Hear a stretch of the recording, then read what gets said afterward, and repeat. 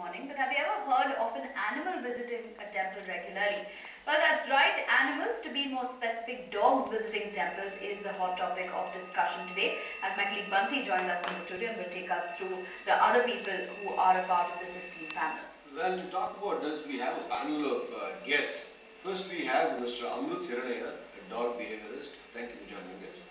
Then we have Sindhu, a dog lover. You have many dogs with you. Thank you for joining us on this discussion. We have Lakshmi, a software engineer. Thank you for joining us. Then we have a very reputed veterinarian, Dr. Yatiraj. Thank you for joining us, Doctor. We are from the Government Veterinary College. Thank you for joining us on this discussion. And we have Mr. Kundalik. Thank you for joining us. Mr. Raghavendra. Thank you for joining us on this discussion. And Mr. Basuraj, our popular rationalist. Thank you for joining us on this discussion.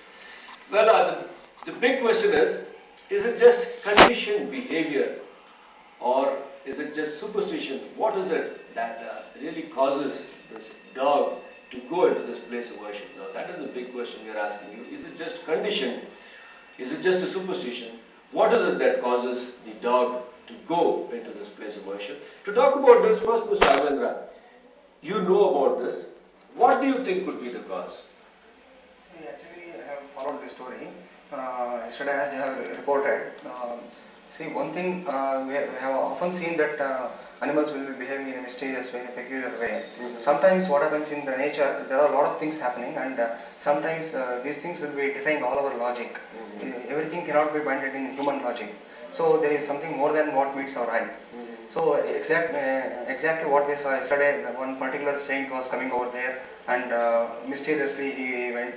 He was not visible for some days. After that, this dog started coming and all those things. So it is quite possible that one particular energy, one particular spirit, or whatever we call it as Atma or whatever, it might have got into the another body, and it might be motivating this particular animal to behave in a certain manner. Because it is not a trained animal, as we are saying, it is not a pet animal, it has not come from any house, so nobody has taught it, and it is not doing it according to somebody's guidance or something like that. And also it has been doing it for a consistent period of time.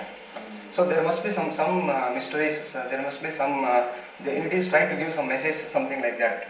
It could be very much possible. Doctor, is it convincing? You've seen hundreds and hundreds of animals. You've seen hundreds of dogs. Very right. See, there are different approaches that we talk of when we talk of the behavior of a dog. There can be an approach from science, there can be an approach from whatever the spiritual way we talk of. By and large, when you go by the behavior of a dog, generally considered as a dog which is sort of what you call it, a faithful dog. Behavior-wise, it is faithful to a master. And yet another very important thing in a dog is what you talk in terms of a sense of a dog. Senses of a dog.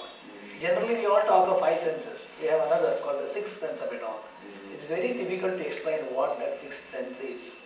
Certain times these are used to navigate. They can move from kilometers to kilometers, come back to a point. People talk in terms of this 6th sense which they can identify. But a mysterious behavior, when we talk, which I've been seeing for almost like 8 years for that kind of a dog. And somebody wanted to try, they cannot try that way at all. It's very difficult. People, even for a year or 2 or things like that, even if you stop it for 6-7 months, the dog has put it in a very rational manner.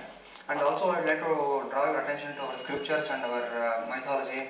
There are a lot of references where animals have behaved in a different manner, where they have given us some indications for the forthcoming events, something like that. If you take Mahabharata, for example, Sahadeva was trained in Ashwavitya. He used to talk to horses. We wish we had people like that today. Then we could have decoded this particular activity. So we don't have such people around today. And earlier there were 3 languages in the early stages. But correct me if there are lots of vets and horse trainers who communicate to horses. Very much they communicate. They don't have to go to Mr. Sahadeva. They communicate. They call it language. This language is different. What I was telling was, we wish we had people who could talk to dog. No, because there are even in the BTC, Turf Club, you have any number of horse trainers who communicate and the animal just does what they tell. Yeah, that's right. And horses also have very high intelligence. Among the animal kingdom, elephants, horses,